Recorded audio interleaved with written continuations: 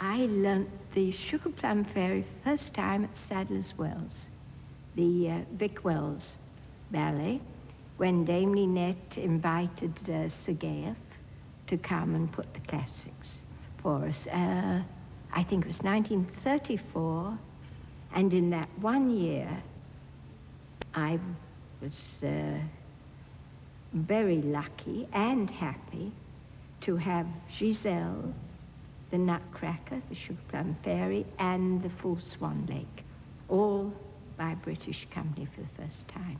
So I suppose really, I was the bridge over from the Russian school to the English school. Good, straight across. I find it very exciting if one can find young talent and try and help them to achieve.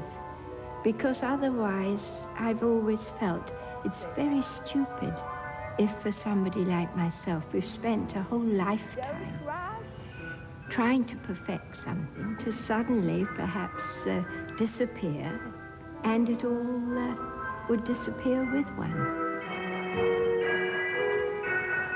1, 2, 3. Good.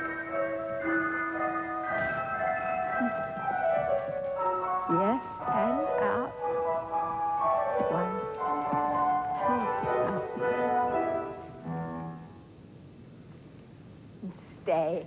It was an understood fact that everything had to be passed on in the training that I received, because, again, I was very lucky. I had the finest Italian school training with Cicchetti. I had the finest Russian training with Starkova, Legat, and many other great teachers.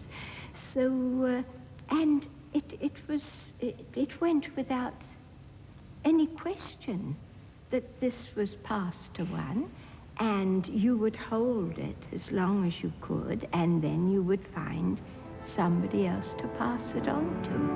Yes. There isn't anything in my mind to touch the human element of passing from one human being to another. The expression, the interpretation, the real, if one could say, flesh of a role.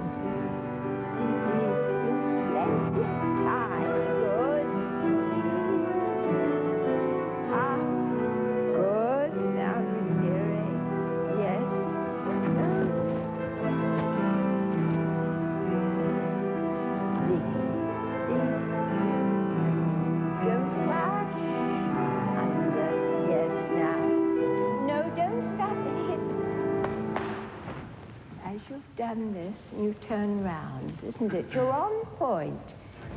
Don't go down, you're already there.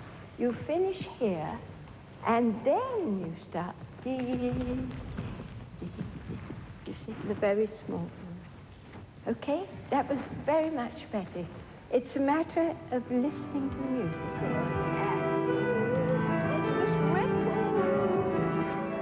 The most important thing when I'm teaching or coaching, you have to see that the tradition is still kept, but it has to be kept alive and vital.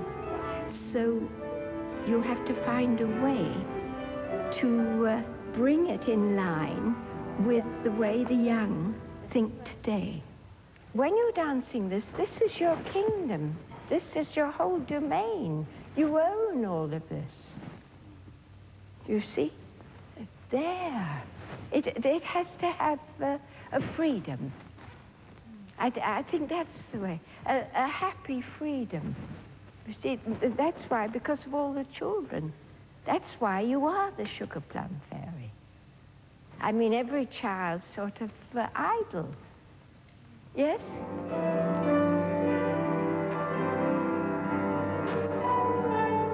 I will try and pass on and convey the feelings of the Sugar Plum Fairy, and it'll be up to our young dancers and ballerinas. For them, I can't dance it for them. They have to find their way then of keeping it alive and passing it on.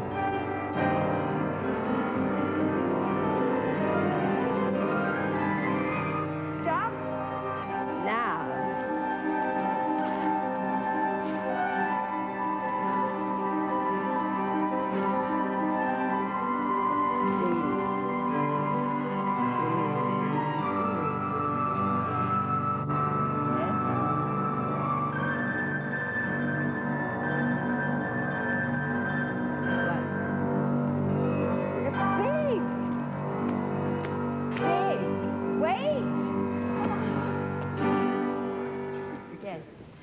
But Janet, on that everything, as he lets you down, wait, because this is going, you see, down there. And also by that time you'll probably have the whole place applauding. So you can't hear very much what's all of Dame Alicia epitomizes everything we have been saying in these programs about the difference between good dancers and ballerinas. In my time, when we were trained, there were all the different grades you had to go through. And, well, there were very few ballerinas, and even fewer great ballerinas, if I may say so. But that was the whole goal that one had ahead of one, if one was trying to be. And not only that, a ballerina, it's not just a dancer. As Diaghilev always said, it was to be an artist. There's more to it than just dancing.